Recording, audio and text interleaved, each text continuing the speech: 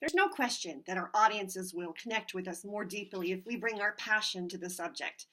And a lot of times, for that to happen, we need to bring a personal story about that subject. And that's great because that allows us, our reader, to connect with us on a personal level.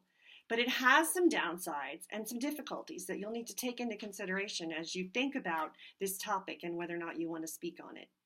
Here are a couple of questions to ask yourself as you decide whether or not you want to bring a highly personal experience to your speaking career. First of all, you should ask yourself, am I ready for negative responses? Yes, we'd all like to think that people feel terrific about our speaking and that they're inspired and connected by what we say.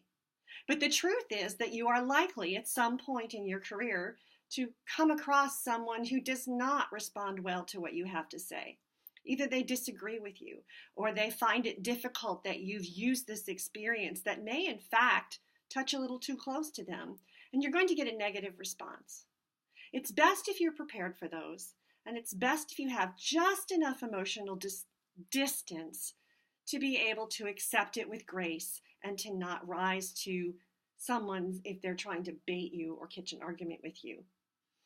So it's good to know that that's coming and to be prepared for it and to know that you have enough emotional distance from your topic to be able to communicate with that person in a way that none of you will regret later on.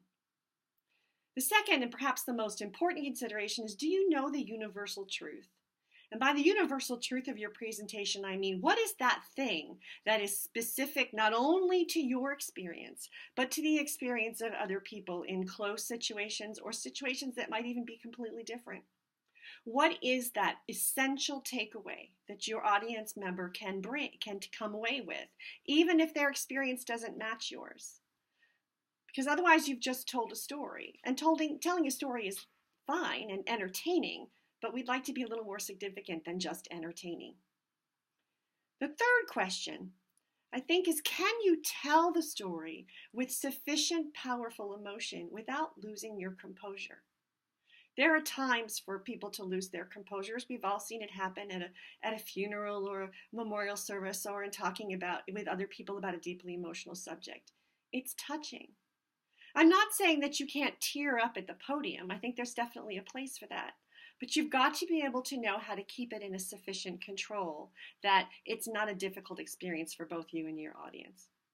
And during the rest of this presentation, we'll talk exactly about how to make that happen and what questions and techniques to use for you to use all the emotionality of your experiences and all the power that will bring to your audience while still keeping a focus and a significance to your presentation that they'll appreciate and come to really love you for, and then you'll know that you've hit the mark as a speaker.